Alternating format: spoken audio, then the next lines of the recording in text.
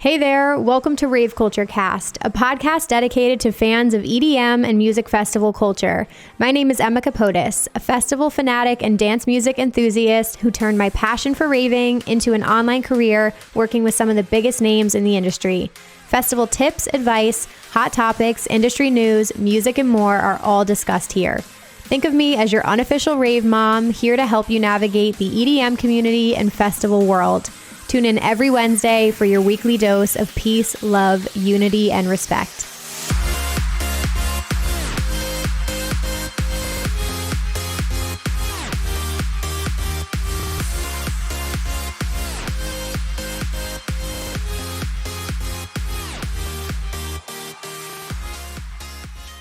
Navigating relationships can be really tricky, especially when your hobbies don't align. In today's episode, I'm going to be chatting about what it's like when your partner or significant other isn't into raving and festivals, and how you can still make it work if it's worth pursuing.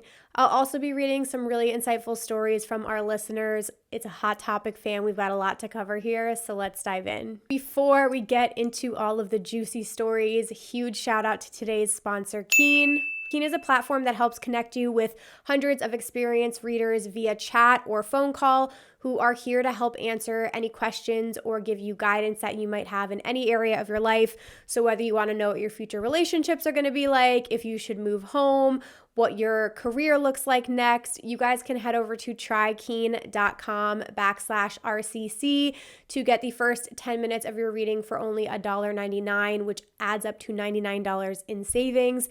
So again, if you have specific questions you want to ask, if you just want general guidance and you want to browse different tarot readers, which is what my link allows you to do, definitely check it out. Tarot reading is something I do in my personal life almost every single day, and I really think that it's brought me a lot of guidance and gotten me really in touch with myself. So again, thank you, Keen. Head over to trykeen.com/RCC to get your first 10 minutes of your reading for only $1.99. Alrighty, fam, let's dive right into things. So I want to preface this episode by saying a couple years back, it's probably almost 3 years now, I did an episode very similar to this about essentially talking about what do you do when your partner doesn't rave. And if you're somebody who's as passionate about raving and festivals as me, like how the heck do you navigate that? Can the partnership work? Like how do you compromise all of these things? And it really resonated with a lot of you then. But I noticed more recently that this topic was coming up a lot, and I asked you guys if you wanted me to revisit it, and I got an astounding number of yeses and DMs and all kinds of things. So we're going to be revisiting it today, and I have a lot more thoughts on it as well, since my relationship with my husband has changed so much over the last few years too, and I don't get to talk about my relationship a lot. So yeah, we're going to get very personal in this episode. You guys submitted some really amazing stories. Some of you asked some questions, so I'm going to be addressing your questions. Some of you offered tips and advice on how you've navigated partnerships like this. So it's a really good episode if you find yourself in a similar position. Maybe you're considering dating someone, or you started dating someone and they're really not into this scene at all. Or maybe you're, more serious like me, where you've married somebody who isn't really involved in this scene. Like there's so many different scenarios that this could kind of cover. So to kick things off, I wanted to give you a brief history of my relationship and how I've navigated it, especially if any of you are new to Rave Culture Cast and you don't know this whole history.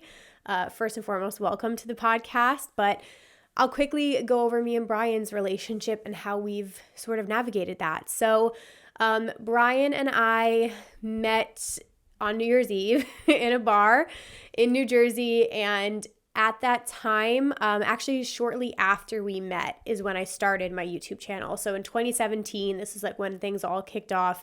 I had started my YouTube channel, so I was like very in my infancy with content creation. Obviously, I was pretty regularly going to shows and festivals. I was not nearly as obsessed or in depth with it then as I am now. I have clearly dove off the deep end at this point, but at that time when we first started dating, a lot of it revolved around, like hanging out with friends, going out, we went on so many different dates, like bar hopping, all of that stuff. So early on, I knew that it wasn't necessarily his thing. Like, he had done kind of like the clubbing scene in his early 20s.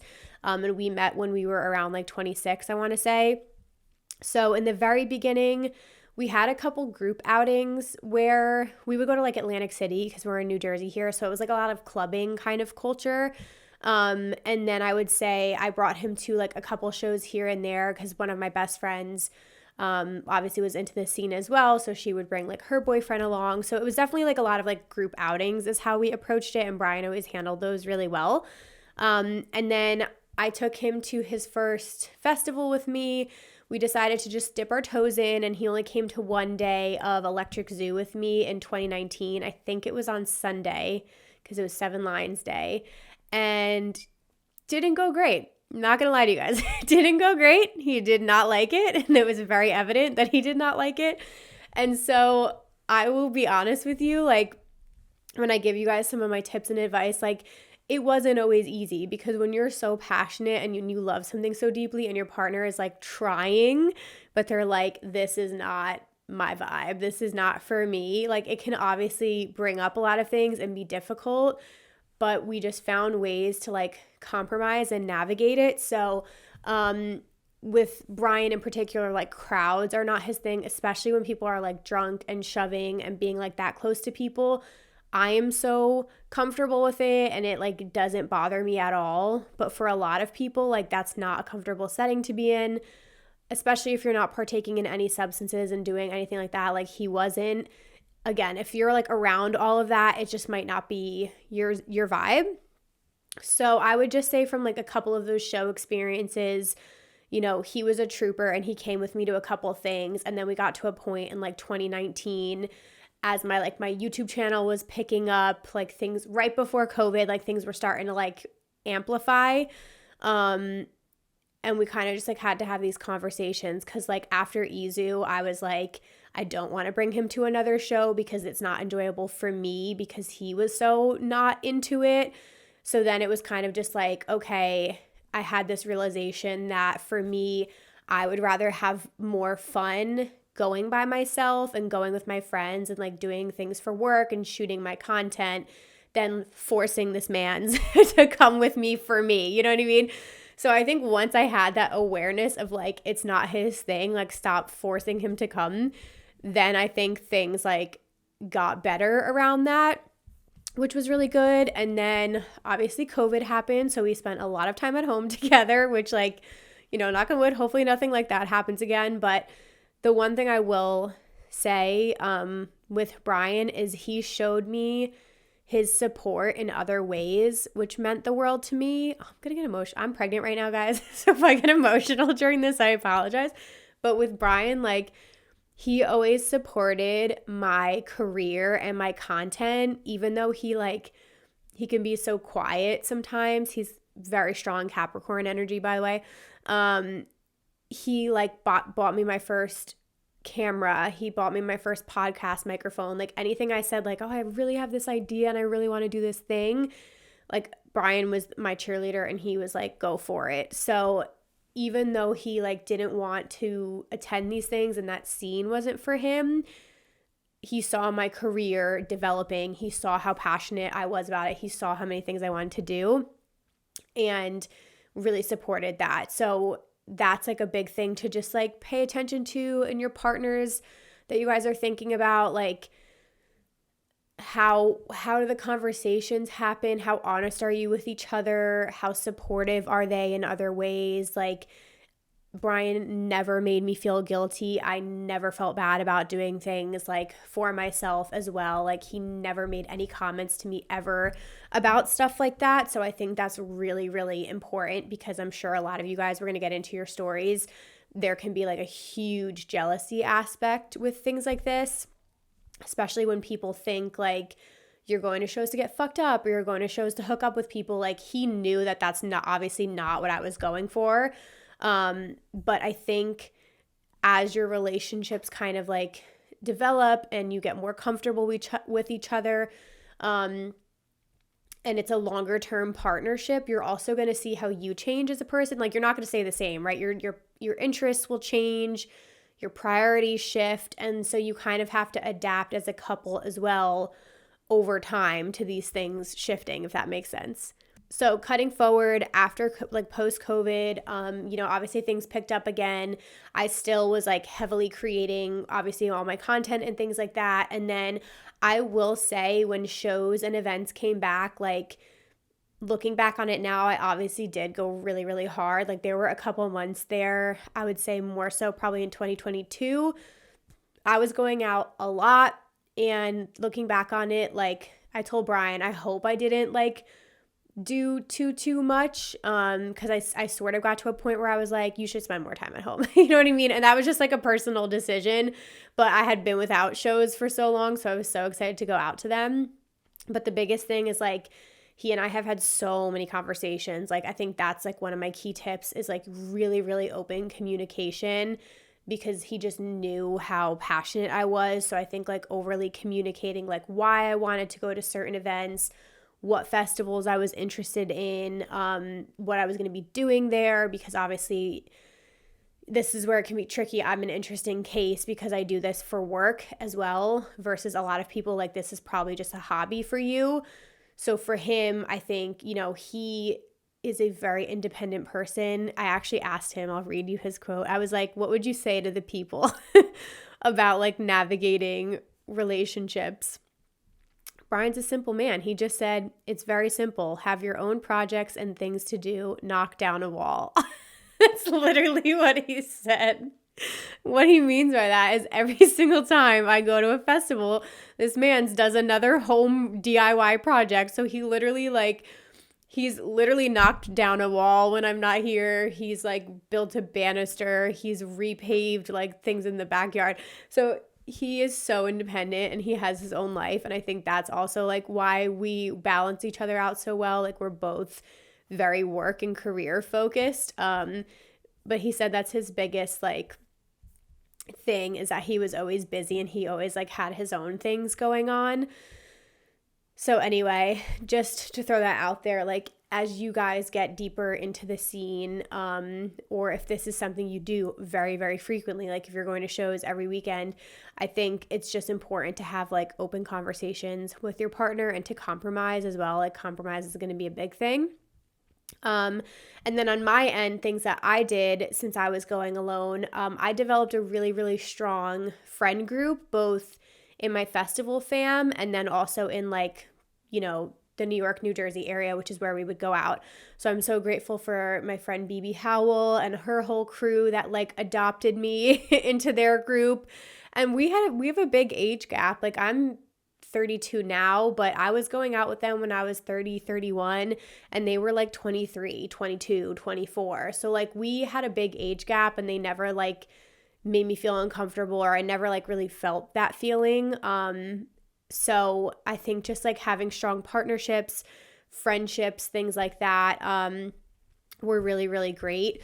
And then going to festivals and stuff like that, like we had such a big age range of friends. We had couples that went, people who went on their own. So I think also just like not feeling bad about like going solo is a big thing. And again, I'm an independent person, so it really does not bother me like at all. But if you do find yourself getting sad or feeling distant from your partner, I wrote down like it obviously can be hard because you have such beautiful highs and these amazing moments, and you might be traveling the world and you're having these experiences and your favorite person ever, your partner, isn't there to enjoy them with you. But on the other side, like it just made me feel so confident in like myself and my friendships because I have these beautiful memories and I have these incredible friends and things like that. And I just made sure that I communicated with Brian and stayed in touch with him when I was going to these shows. And I'll get into this in a second with tips. I just made sure that I still like touched base with him, obviously like throughout the weekend. So I still felt connected with him in a way. It's not like you don't talk to your partner like the whole time that you're at a festival. I don't recommend doing that.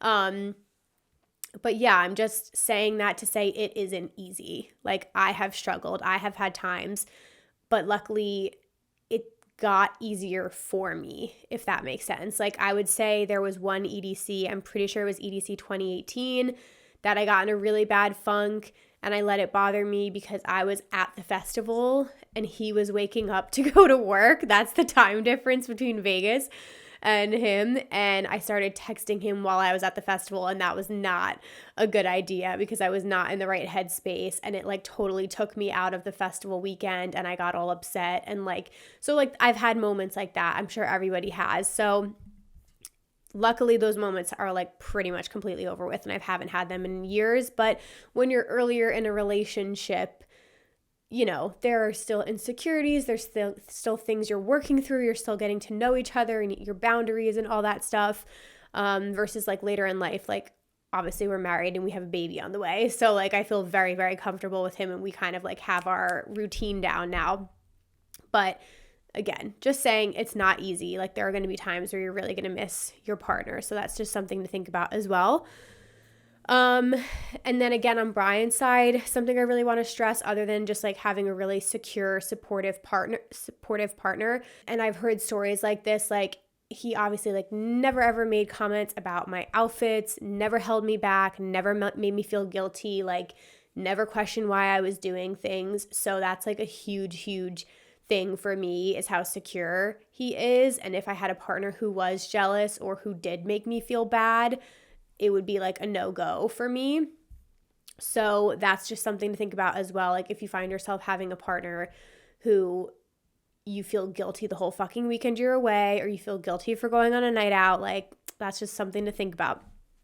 So where we're at today, just wrapping up my story, is obviously my hobby has become my job, which is really exciting. And that's another route you can go down. Like I was so passionate about it that I was like, I don't want this to just be my hobby. Like I want a career in the festival industry. So I made that my like life's mission to happen, which is obviously not going to be the case for everyone. But it's been a huge help because most of the festivals I'm going to, I'm working now, and he knows that. So he knows how busy I am. Like I have a game plan, I have shot lists, I'm working with beatbox, like I'm interviewing people, like I'm going into a festival and I have like a shit ton of work to do when I'm there. So that's also been like a development for us in our relationships. And then I think on the flip side, when you're home, making sure that you have your own hobbies together, your own plans, things that you do together to bond, like is really important. And especially spending that time when you come home from a festival, I think, because usually those days right after a festival, I would always remember would be like some of the hardest, because you're coming down from like such an amazing experience and all these beautiful memories and you want to share them. So usually like the toughest days for me were always like right when I came back from a festival. But I just found that like giving him a recap and sharing with him what happened and stuff like that helped. And then kind of just like getting back into your daily routine and making sure that you have something planned with each other. So I hope I didn't miss too much there. Obviously, like we've had a, over 5 year relationship here. So I didn't get into all the nitty gritty details, but I just want to sum that up by saying it's an evolution. It took compromise and it took realizations. And again, like we tried things and I think it was great in the beginning. We tried to do things, but I also think it was very important for me to be like, to recognize it's not his thing. Like, don't push it on him and you can go and have fun yourself and do your own thing. Like that was a really big turning point. And then compromising, I will say, having an equal balance between what you do for yourself and what you do with your partner was really big. So like not going out every single weekend and not saying yes to every single fucking show, like doing things at home and doing things with my partner and then enjoying that part was very big. So like figuring out, and that always changes. It's always going to figure things out. I've missed like some family functions because I went to a festival, and like that's not always the best option to do. You know what I mean? But at the end of the day, you got to do what makes you happy. So yeah, so there's been compromise, lots of open communication, like I said. And then, I don't know. I think just having that trust. I didn't even mention trust yet, but I just feel like trust is like the core thing here with partnerships is trusting your partner, trusting that they're making the best decisions for both of you, and that they're, like, you still care about their feelings. You're not just running off to go like do whatever the fuck. Like, having trust on both sides is going to be a huge, huge factor here. So really quickly, I want to talk quick tips on navigating raving without your partner. Number one, I would say always extend the invite and offer to include them. I think that's really important. You never know, there might be a show or a festival that maybe they're interested in. So make them feel included, invite them to plans, overly communicate your plans and your feelings. Like I said, I overly communicated. I expressed what shows I wanted to do, why I was excited about them, who I was going with, festival planning, just like cluing them in on all these things. So like having open and honest conversations with your partner is really, really big, and having trust between each other is huge. I would say having boundaries and being respectful. Keep in mind your partner's best interest when you're going to shows. Obviously, you have the best intentions, but other people may not. So I think being really respectful when you're out to your partner is a really big thing. So that's something to consider. Staying in touch. Don't ghost your partner at a show or festival. Obviously, if you have service, check in when you can and communicate that in advance. When I went to Electric Forest, I had 0 bars of service, and I made sure I used my friend's phone so I could check in with my husband and let him know, hey, I have 0 bars of service. You're probably going to hear from me once a day. And then I just made sure that I was able to at least like call or send a text once a day. So staying in touch with them, letting them know you're okay, things like that are really important. Compromising on some events. This is totally up to you, but you may want to find a balance with your partner. If they don't go to any shows or festivals, then maybe you want to cut back on some things. Pick and choose the shows that are important to you, figure out what your priorities are. And again, maybe there are some that your partner will come with you to every now and then, but compromise is probably going to be a big part of your relationship. And then planning things together outside of raving. Make sure you have your own hobbies and things to bond over. Find things to do with each other. Go on vacations together outside of festivals. Like, make sure that you're doing these other plans together so that you guys build your own life, even if you have this one hobby that they're not interested in.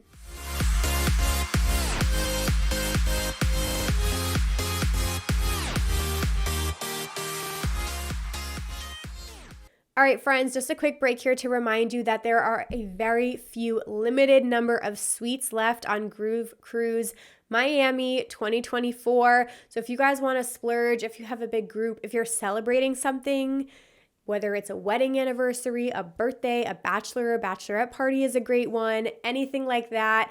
There are a couple Haven suites left on Groove Cruise Miami 2024. You can get a discount code by using Rave Culture Cast, all one word. That is our discount code. Rave Culture Cast will save you $50 off per person per room. So again, I will leave a link down below to Groove Cruise's booking page. There's only a couple suites left, like less than probably 80 rooms at this point. It's going to be absolutely insane. I'm hearing this is one of the biggest lineups ever. So again, feel free to book those last few rooms and use code RAVECULTURECAST to save $50 off. All right, let's get back into the episode.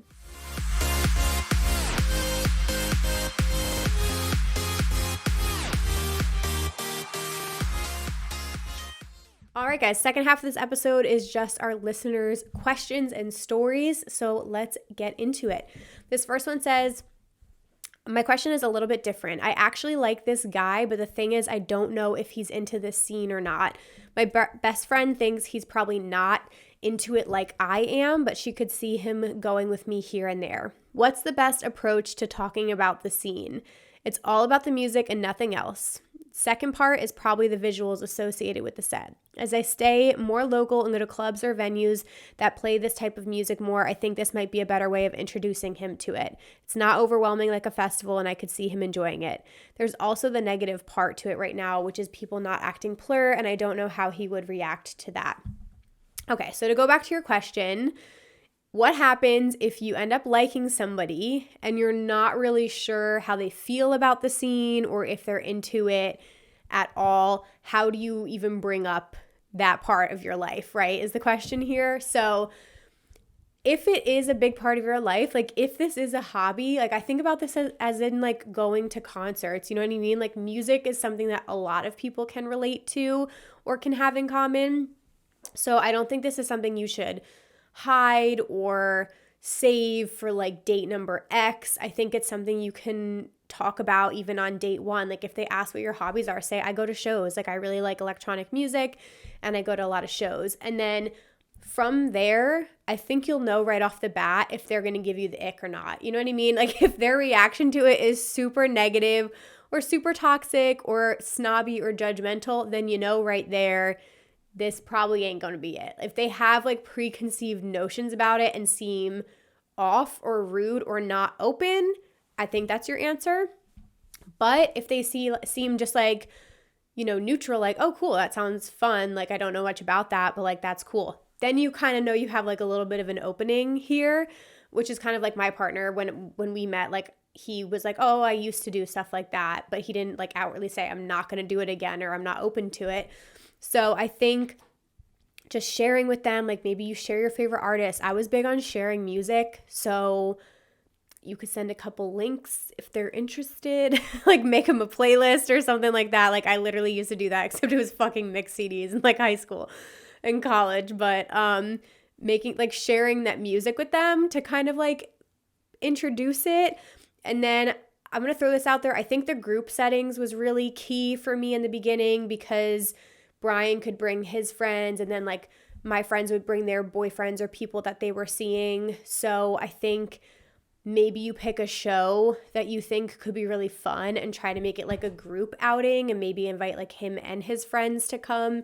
That could be cool. Or if you feel really comfortable with him right off the bat and things seem to be going well, invite him to a show and just see how it goes and kind of like, you know, maybe don't go up to the rail. If that's what you're normally used to, like maybe you kind of just like ease into it and just see how he reacts or maybe give him a little bit more space. I think there are definitely different ways, but I would kind of like gauge their reaction and then you can't hold back who you are as a person is my biggest thing. So you need to share that part of your life. And if it's something you do, I think it's worth trying at some point and seeing if they'd be interested in going to a show.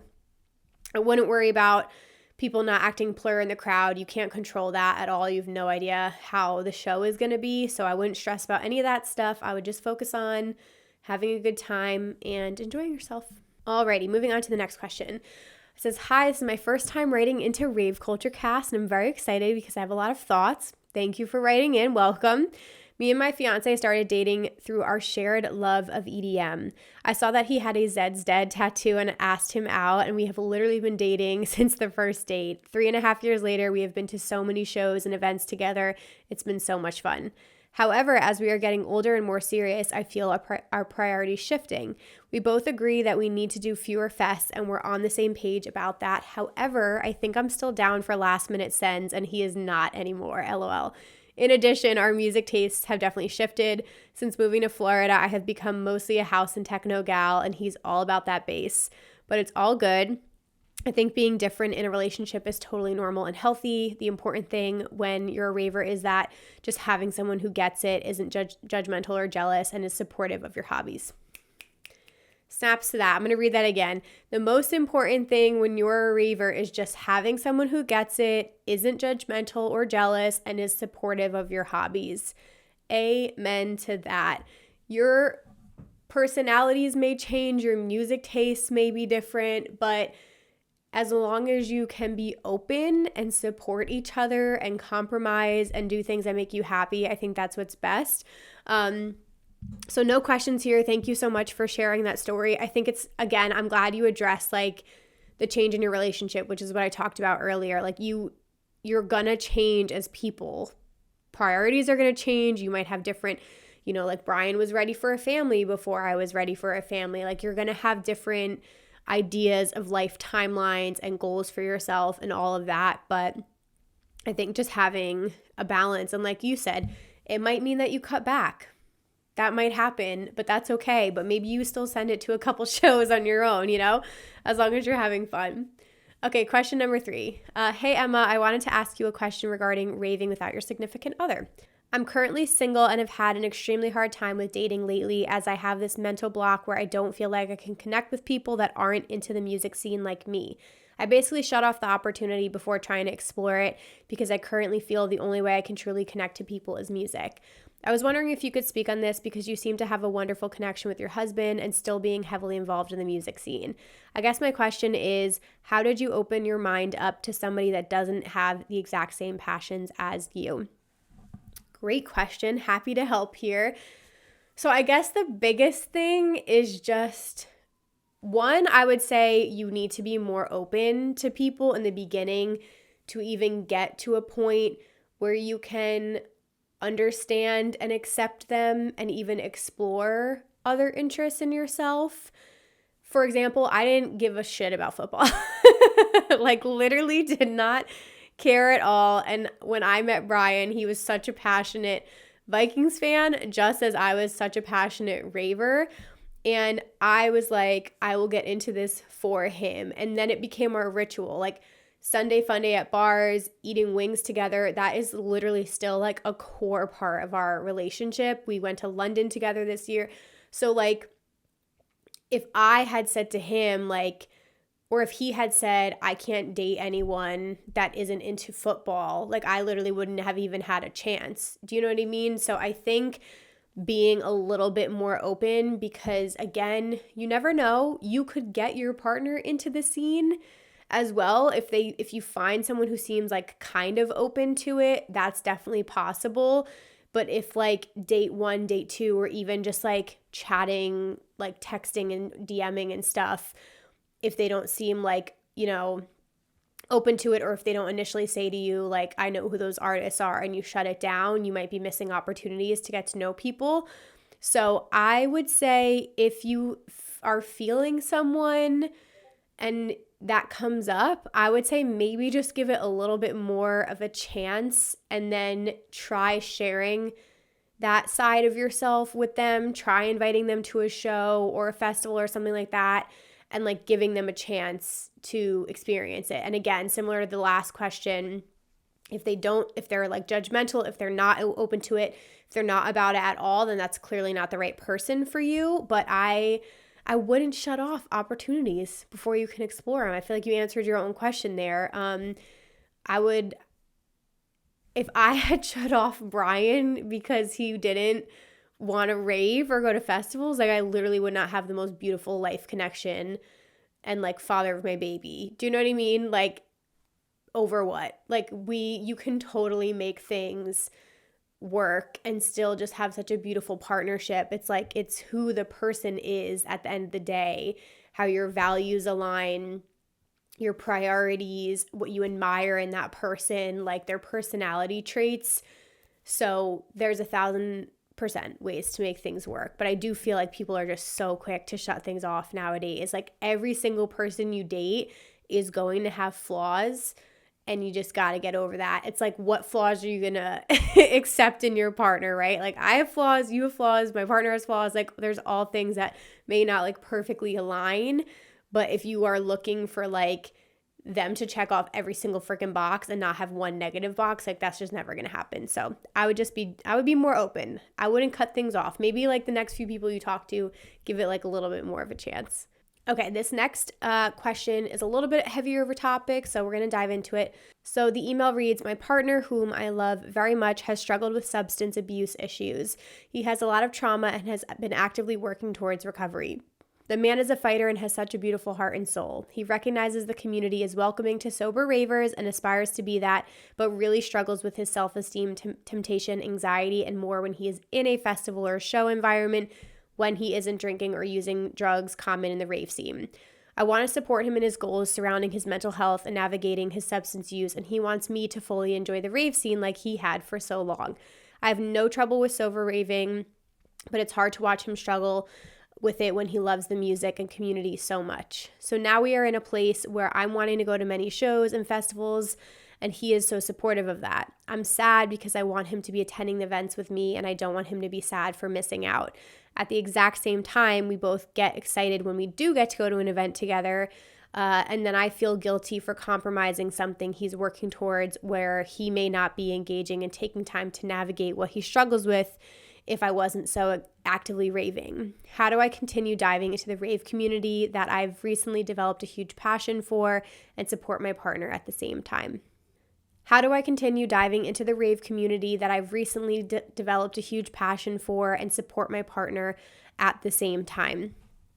This is a really heavy topic, but this is a great question. So I think just from your email, it sounds like you guys understand each other really well and you both want to be really supportive of each other, but it is a really difficult situation because these events 100% can be tempting and triggering, especially if you're not somebody who's been sober for a really long time, or like you said, you've struggled with substance abuse in the past, and then you're putting yourself back in this environment. Like, I can't even imagine how difficult that is. So I think the biggest thing is, like you said, you might have to just compromise where you do go to some events on your own and you're doing that for yourself and you want to go enjoy them. And then, I think being, like you said, maybe being sober with your partner at some of the events that they go to so that you're in it together and you don't feel, or he doesn't feel alone. And that way it's like not as difficult to navigate, because I can imagine, if you are partaking and they are not, that's probably really, really hard to balance as well. So I think this comes back to that compromise thing we talked about before, where if you want to be together and they're going to be sober, you should probably be sober with them if that's what you guys discuss. And then if you really, really want to go to more shows, like maybe you do go out occasionally with friends or by yourself or something like that, just so that you can like itch that scratch that you have. But to make sure your partner is feeling supported, again, I would just say have open communication about it, have discussions. Like if there's shows you really, really, really want to go to and your partner's like, I'm not feeling it at this time, or I don't think that's going to be a good setting for me, just talk about the options there. And if you still want to go, like make sure that you go and enjoy yourself and have fun. And I would say, like, again, like you can check in with your partner or maybe just work on establishing, you didn't mention like who you go with outside of your partner, but maybe you can work on building up like a really amazing friend group or rave, fam or something like that. So you don't feel like alone or you don't feel guilty when your partner isn't with you. It's going to be a really, really tricky balance. Definitely, like I haven't dealt with this exact situation, but I would say, yeah, supporting your partner when they're there with you in person is one thing, and then just compromising outside of that, and just making sure that like their feelings, they feel heard, their feelings are validated and things like that, is kind of what I would say.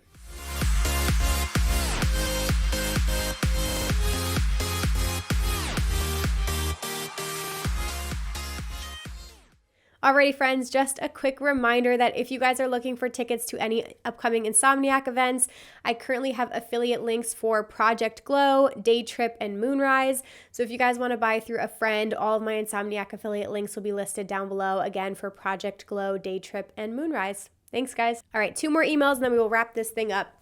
This submission says, when it comes to navigating festivals and relationships, I've had to learn the hard way. Regardless of the type of relationship you're in, it's going to come with ups and downs. But what's important is navigating those situations in a way that respects the bounds of your relationship without forcing you to sacrifice what's important to you and your experience. So, here are some stories and advice from situationships that I've been in that can hopefully help you in yours. All right, I love that this person broke this into categories. So category number 1, the crowd hookup. We've all been here at some point. You meet a stranger, you pick up a vibe, and before you know it, you've missed half the set while being occupied with their face. The crowd hookup can be fun. However, you shouldn't let seeking out that experience defeat the reason that you went in the first place to enjoy the music. There's definitely a few sets I wish I could go back, and a memory or two that would have been better spent with friends than a stranger I'd never see again. And honestly, nobody loves being the friend who's pulled off to the side of the group sucking face with a stranger for the whole show. Don't be that friend. If you're feeling it with someone you've just met and you're receiving enthusiastic verbal consent, by all means, enjoy yourself, but let that experience come naturally and enjoy the music first. And if you can find someone to share that experience with, all the better. Great anecdote for that first one. We've literally all been there. Okay, anecdote number 2, the rave bay. When the contact info is exchanged at the end of the night and plans are made to see another show with a not so anonymous anymore crowd hookup, you may have found yourself a rave bay. Rave bay relationships come in many shapes and sizes, but at their core lies a connection around music, genres, artists, events, and even just the vibe of the person.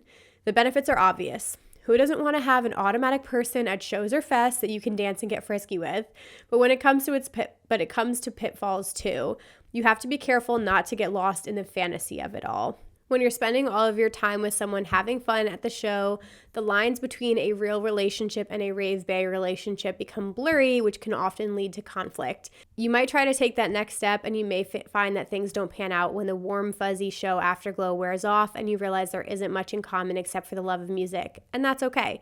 Sometimes your favorite dance partner in the crowd just isn't meant to be your dance partner in life. Being honest with yourself about what you want and need and understanding the relationship may only be for the short term are incredibly important to navigating the rave bay dynamic successfully. So find that rave bay and enjoy those shows, but appreciate it for what it is and accept when it's run its course. The friends with benefits. A common cousin of the rave bay, the friends with benefits situation may be one of the trickiest to navigate. On the surface, friends with bennies is the ultimate agreement when you're not looking for something serious. A frequent hookup with someone you already like hanging out with but no strings attached. LOL, famous last words. Then you add music into the mix and you have some serious magic. However, with great reward comes great risk, and with every friends with bennies situationship comes the potential price of that friendship. As hard as we all might try, it's nearly inevitable that one or both of you will catch feelings at some point and you'll find yourself asking to date or not to date. That is the question. Or tragically worse, the question is answered for you when you discover they've already found somebody else. Mixing friends, shows, and pleasure can be a fun but dangerous cocktail, and it's not just friendship on the line, it's also the dynamic of your festival crew and the way you view past and future experiences together. Because of the high stakes, what's important in these situations is to act ethically, set comfortable and clear boundaries, respect yourself and your friend, and protect your heart. These are important in any relationship, but especially here where it can ripple effect into many other lives too. So if you choose to take that leap with your friend, know that it could be your rave bay for life, or you could lose them or some others forever. Is it worth the risk? Only you can decide that. All right, last one, guys. The long-term relationship. Things have become serious. You found that person who lights you up inside and have fallen in love. For many of us festival goers and ravers, that typically means one of 3 things. You've either found the person you can attend all your shows with forever, you've already respectfully accepted your musical differences, or you are now trying to indoctrinate somebody into the festival scene. Cue Toy Story aliens, one of us scene. Regardless of which category you find yourself in, you're going to experience some challenges adjusting along the way. If you're in group 1 and you share your love of music, you probably have it the easiest. However, doing all of these things and spending all the time together can start to become a lot to handle. It's important to still give each other room to breathe while still coming back to life for those special moments. I'm going to pause there for a second. This was written so well, by the way, so thank you for this submission. This is so detailed. I want to just comment on group 1 because I agree. We didn't talk about that too much today, but when you and your partner are both into raving and are both into festivals, and maybe even you're on the same wavelength of you're sober together or you're not sober together or you do the same substances, blah, blah, blah. I agree.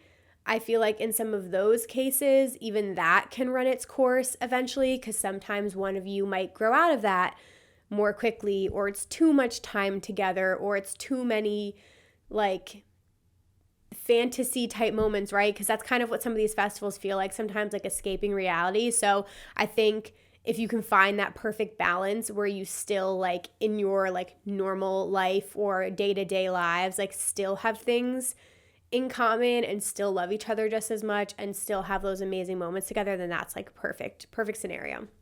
Okay, if you're in group number 2 and respectfully enjoy the scene without your partner, your biggest challenges are likely going to be trust and communication. Leaving your partner at home while you go off to dance and rave can be challenging, and even in the most of trusting relationships. Starting from a foundation of trust and building on it with clear and frequent lines of communication is crucial for giving each other the independence to do what each of you loves most. Could not agree more.